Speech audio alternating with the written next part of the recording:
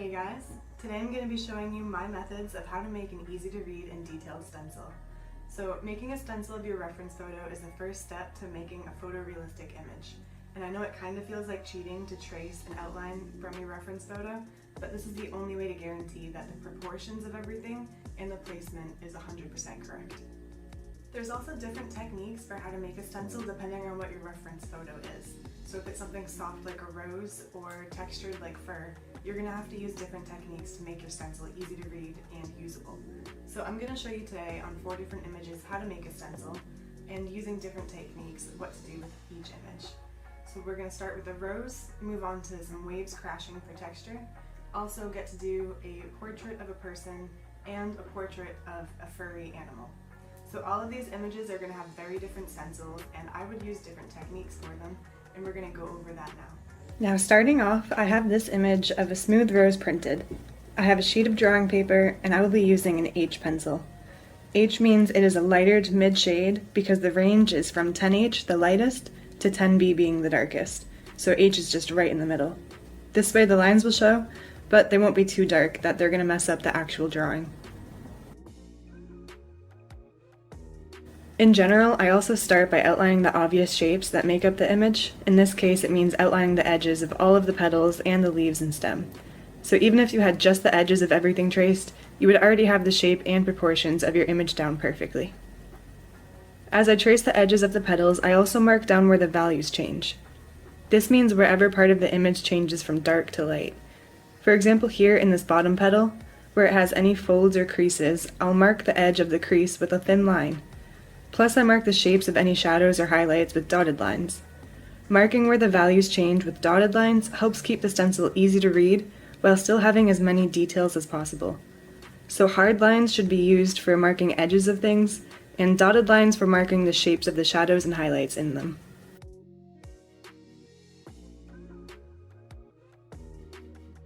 Marking down where the values change also helps you keep track of where to shade later on. It's going to help you see how far out to shade and help you keep track of exactly where the highlights and shadows should go. So the more accurate and detailed your stencil is, without going overboard, the easier it will be to shade everything in later, and the end result will come out more precise and realistic too.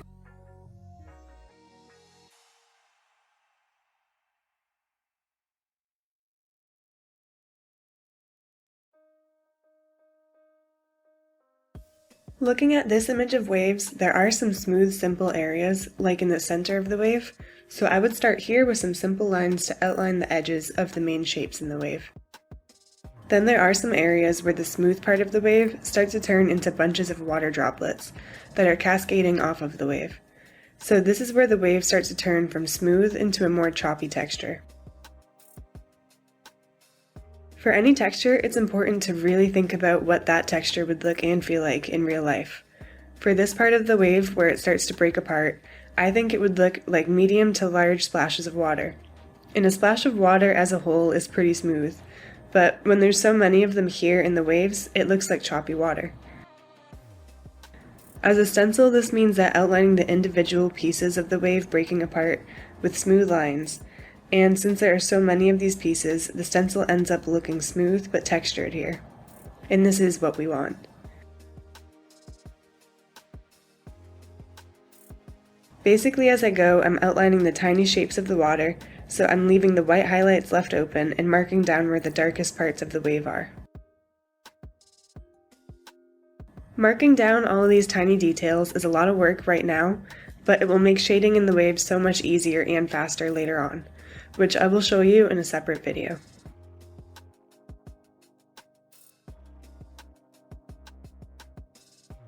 Also notice how the texture in the wave in the bottom right corner looks so different already from the smoother part of the wave along the bottom edge.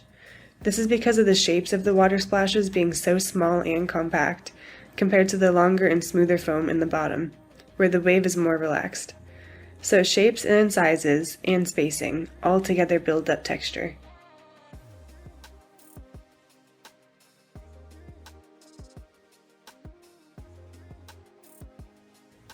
Now moving into the top of the wave, this is where the texture becomes even more fine, like individual water droplets dispersing to create mist. First, I'll keep outlining the rougher texture where it falls underneath the wave. And slowly, as the shapes and the water splashes get bigger, I start to outline them with lighter pressure from the pencil and looser movements in my hand. This makes the texture start to look more airy, almost like clouds.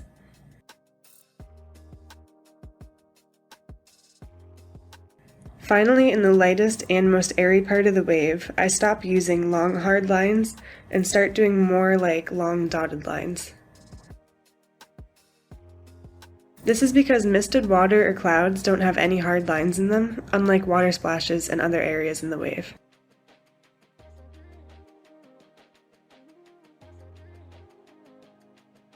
For this portrait, let's start with her hair, since it frames her face so nicely.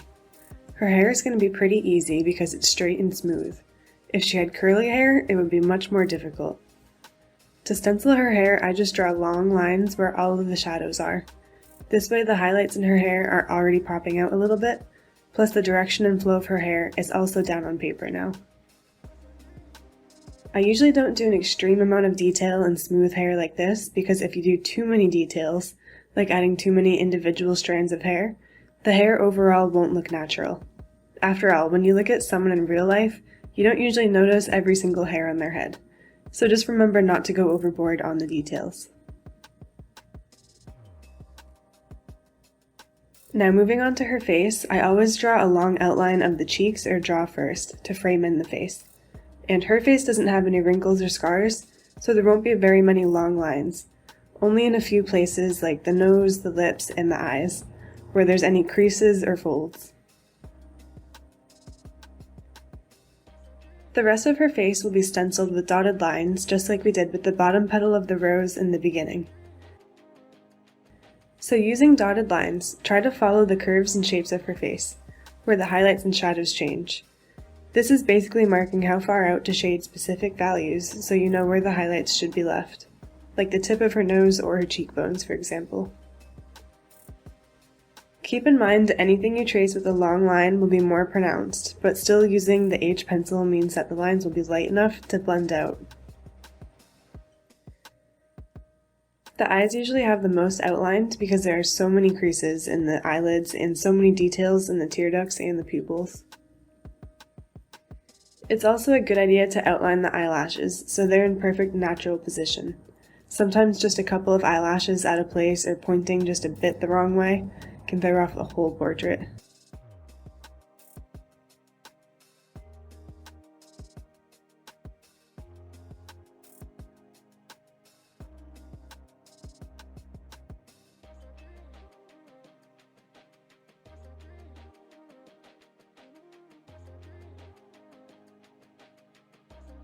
Finally, we have the fox portrait. This is the most difficult stencil because it has the same soft shadows and highlights as the woman's portrait, but with all the added texture of the fur. Starting with the nose, I use long lines to outline the mouth and chin, only where it should be the most pronounced. Then going up the nose, the fur texture starts to show, so I outline that just like I did with the waves, using a bunch of small squiggly lines to go with the patterns in the fur. Coming out to the fur on the side of his face, this fur has a soft and fluffy look to it, so I use long wispy lines to outline the shadows and shapes in the fur. Luckily the whiskers are black, so they can just get traced and outlined with normal lines.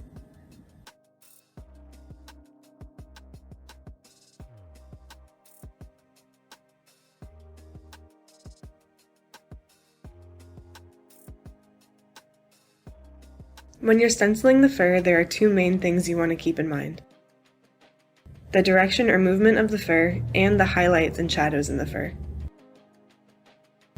The direction and movement is marked down with the light wispy lines, and it's important to get all the details in the fur done first.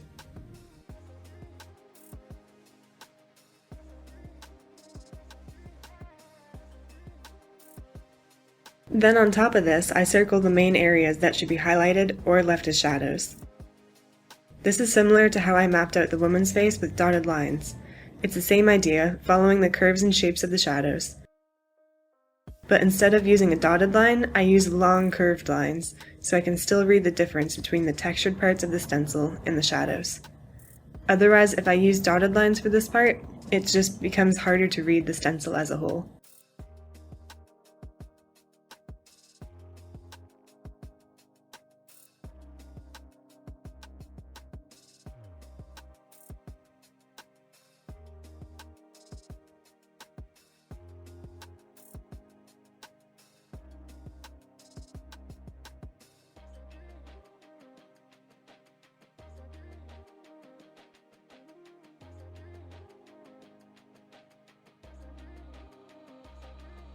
I hope you guys enjoyed my techniques for how I make stencils and that it helps you get a clearer stencil for any of your reference photos.